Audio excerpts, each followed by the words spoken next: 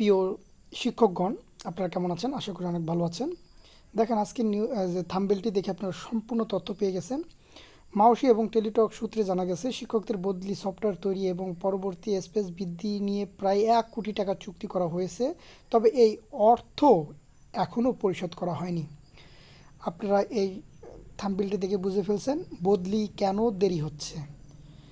কারণ আমাদের যে মাউসির যে স্কুল কলেজের যে সফটওয়্যারটি যে বদলির জন্য যে সফটওয়্যারটি তৈরি করা হয়েছে তা সেখানে স্পেস বৃদ্ধি করার জন্য আহ, একটা চুক্তি হয়। সেই চুক্তিটি প্রায় 1 কোটি টাকার চুক্তি।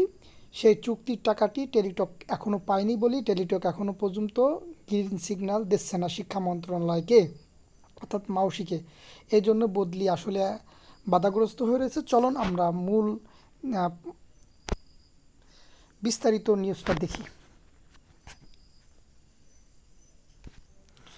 দেখুন, ডেলি ক্যাম্পাসের নিউজটি, শিক্ষকদের বদলির শুরুতে বাধা আর্থিক জটিলতা সমাধান। এই নিউজটি আমরা দেখি। বেসরকারি স্কুল কলেজে কর্মরত এমপিওভুক্ত শিক্ষকদের বদলি আবেদন গত জুলাই মাসে শুরুর পরিকল্পনা করেছিল মাধ্যমিক ও উচ্চ মাধ্যমিক অধিদপ্তর মাউসি। তবে দফায় দফায় পরিকল্পনা পিছিয়ে চলতি আগস্টের মাঝামাঝি আবেদন গ্রহণের পরিকল্পনা করেছে সংস্থাটি। তবে আর্থিক জটিলতার কারণে সেই পরিকল্পনা আলোর মুখ দেখবে কিনা তা নিয়ে সংশয় দেখা দিচ্ছে।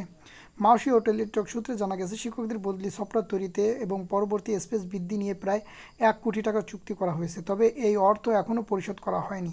মন্ত্রণালয় এবং মাউসির কাছে অর্থ থাকলেও কিভাবে এটি পরিশোধ করা হবে এবং কারা অর্থ পরিশোধ করবে সেটি চূড়ান্ত করা হয়নি। এই অবস্থায় টেলিটক দ্রুত গতিতে পুরো কার্যক্রম শেষ করতে পারছে না। যাই হোক, নাম অপ্রকাশিত রাখা শর্তে মাউসির এক কর্মকর্তা দ্য ডেলি ক্যাম্পাসকে বলেন, টাকার বিষয়টি নিয়ে জটিলতা তৈরি হয়েছে।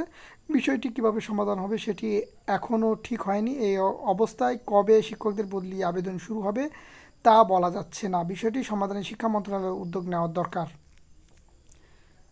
এদিকে এমপিভুক্ত শিক্ষকরা বদলি আবেদনের জন্য নতুন করে পাসওয়ার্ড পাবেন। আগামী সপ্তাহের মধ্যে এই পাসওয়ার্ড দেওয়ার চেষ্টা করা হচ্ছে বলে জানিয়েছে টেলিটক বাংলাদেশ লিমিটেড। টেলিটক জানিয়েছে সফটওয়্যার প্রাপ্ত তথ্য ভ্যালিডেশন কার্যক্রম পুরোপুরি শেষ হয়নি। এ ধাপ শেষ না করে পরবর্তী ধাপে কার্যক্রম শুরু করা যাচ্ছে না।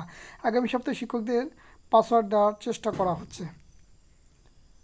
বেসরকারি স্কুল কলেজে কর্মরত শিক্ষকরা 3টি এলাকার বাইরে, এগুলো আপনারা জানেন। সো আপনারা দেখলেন নিউজটি। এই নিউজের মূল